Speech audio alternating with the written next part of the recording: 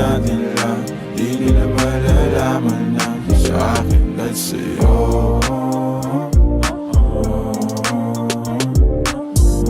Atin natin lang, sikreto para lang sa akin at sa'yo.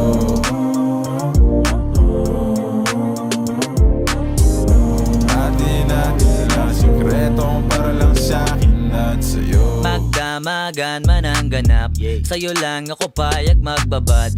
Puro tawa lang at kwentuhan, masarap talaga pag walang cellphonean. Lalayo tayo sa city, bakasyon para hangin ay malinis. Kahit di man madalas, at least di na para maghanap ng peace. Eto na, alam ko namang umayga na di na panay, sila may nasasabing negatibo. Ako naman ay sanay na sanay na may tao talagang masyadong sensitibo.